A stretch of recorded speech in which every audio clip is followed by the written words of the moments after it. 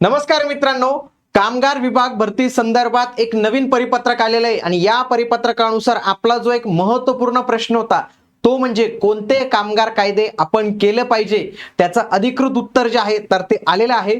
नमस्कार, मी गणेश मानकर, इग्नाइट अकॅडमीच्या या प्लॅटफॉर्मवर मी तुम्हा सर्वांचे स्वागत करतो. आणि याच्या संदर्भात जे आहे तर ते नवीन परिपत्रक जे आहे तर ते आलेले आहे. या परिपत्रकात दोन गोष्टी त्यांनी खास करून नमूद केलेलं आहे. तिसरी गोष्ट पण आहे बेळगावची, पण ती प्रत्येक याच्यात राहतेच. पहिले तर काय आहे की जी पदसंख्या आहे तर त्याच्यात थोडा बदल झालेला आहे.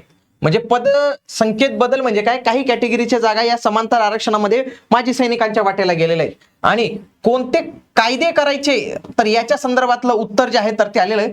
आता याच्या संदर्भात जे आहे तर ते मित्रांनो आपण RTI पण टाकलेला होता, आपण म्हणजे मी स्वतः टाकलेला होता आणि त्याच्यानंतर विद्यार्थ्यांना आपण आव्हान केलं होतं. बरेच विद्यार्थी, काहींचे कॉल आले मला, काहींनी युट्यूबच्या कमेंट पण पाहिल्या, त्यांनी भरपूर विद्यार्थ्यांनी RTI टाकले, त्याचा फॉर्मॅट पण शेअर केलेला होता.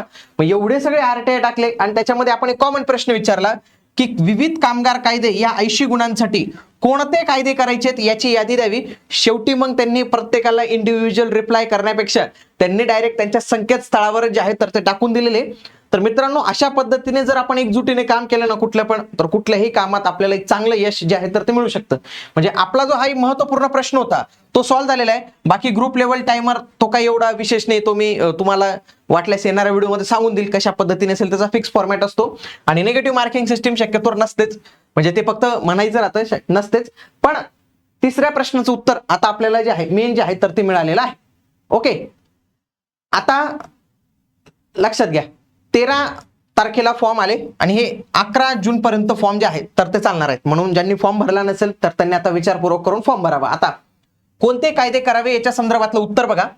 13/5/2026 रोजीच्या प्रसिद्ध करण्यात आलेल्या जाहिरातीच्या अनुषंगाने अभ्यासक्रम या शीर्षकाखाली विषय क्रमांक 5 मध्ये विविध कामगार कायदे म्हणजे कामगार आयुक्तालयाच्या डॅश डॅश या संकेतस्थळावर कायदे व नियम या टॅब अंतर्गत प्रसिद्ध करण्यात आलेले कामगार कायदे यांचा समावेश राहील.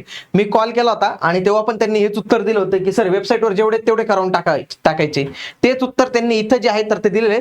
एवढे सगळे RTI टाकले, त्याच्यानंतर त्यांनाही माहिती होतं की उत्तर देणं आता आपल्याला RTI नुसार बंधनकारकच आहे. मग त्यांनी कायदे आणि नियम या टॅब अंतर्गत जेवढेही काही कायदे आहेत तर ते दिलेले आहेत. आणि या जर टॅब मध्ये आपण गेलो, बघा हा टॅब आहे, याची लिंक जे ना मी तुम्हाला डिस्क्रिप्शन बॉक्समध्ये आणि कमेंट मध्ये उपलब्ध करून देतो. डायरेक्टली त्याच्यावर क्लिक करायची आणि हे टॅब तुमचं ओपन जे आहे तर ते होणार आहे. मी याच्या शेवटी गेलो तर मला इथं किती कायदे दिसतात माहितीये का, 52 हा संख्या दिसते. बरेच लोक विद्यार्थ्यांना सांगतात 52 कायदे करायचे, 52 कायदे करायचे. आता नेमके किती कायदे करायचे त्याच्या संदर्भातला मी एक सेपरेट व्हिडिओ तुमच्या सोबत घेऊन येणार आहे विथ डिटेल अनालिसिस. कोणते कायदे करायचे, कोणते कायदे कसे करायचे, काय फक्त काही जास्त कायदे नाही, 20-22 काहीतरी कायदे असतील, त्याच्यावरती कायदे नाहीच आहेत आणि ते पण सोपे झालेले, ते मी तुम्हाला सर्व काही येणाऱ्या व्हिडिओमध्ये सांगणार आहे. एवढं याच्यात जे आहे तर ते दिलेलं आहे. आणि मित्रांनो, एवढे सगळे कायदे जे आहेत तर ते करण्यासाठी आपण एक कर्मवीर कायद्याची स्वतंत्र बॅच जी आहे तर तुमच्यासाठी उपलब्ध करून दिलेले. आता आपल्याला कायद्यांचा पण एक नॉलेज जे आहे तर ते आलेले. आणि लक्षात घ्या, ही जी ऑफर आहे ना आपली VIP 25 ही फक्त आता आपण 2 दिवस जे आहेत तर ते ठेवणार आहोत, कारण की याच्यामध्ये भरपूर कायदे आपल्याला कव्हर करायचे आहेत. म्हणून मित्रांनो, माझी विनंती असेल की ज्यांना बॅच जॉईन करायची असेल ना त्यांनी लवकर जॉईन करून टाकावं, कारण की नंतर तुम्हाला या फीज मध्ये जे आहे तर ते या बॅचला एनरोलमेंट मिळणार नाही. सर्व 80 गुणांची तयारी करून घेतली जाणार आहे. तुम्हाला माहिती आहे, इग्नाइट अकॅडमीच्या माध्यमातून आपण जे कोर्सेस लॉन्च करतो अत्यंत विचारपूर्वकच लॉन्च करतो आणि एकदा लॉन्च केला त्याच्या अभ्यासक्रमात कुठलाही बदल असतो तो अभ्यासक्रमाचा संपूर्ण बदल आपण कव्हर करून देतो. असिस्टंट कमिशनरच्या बॅच मध्ये MPSC मेनचा सिलेबस आला तो पण आपण त्या बॅचच्या विद्यार्थ्यांना उपलब्ध करून दिला. याच्यामध्ये हे जे 52 कायद्यांचा यांनी समावेश दिलेला आहे तर त्याच्यातले तुम्हाला चांगले कायदे जे आहेत, म्हणजे कोणते कायदे करायचे काय, तर मी डिटेल व्हिडिओ घेणार. ते सर्व कायदे, परीक्षेला येणारे सर्व कायदे वगैरे तुमचे या बॅच मध्ये जे आहेत तर ते 100% कव्हर केले जातील. म्हणून तुम्ही ही बॅच जी आहे तर ती नक्की जॉईन केली पाहिजे जर तुम्हाला कायद्यांची संपूर्ण तयारी करायची असेल तर. ओके, आता बरेच विद्यार्थ्यांच्या मनात शंका आहे की सर फॉर्म भरू का नको, एवढे कायदे कसे करायचे मी. तर मित्रांनो, मी याच्यासाठीचा एक स्मार्ट अप्रोच तुम्हाला जे आहे तर ते सांगतो. आता फक्त माझा एकच उद्देश होता की जे ऑफिशियल अपडेट आलेले ती मी घेणं गरजेचं आहे.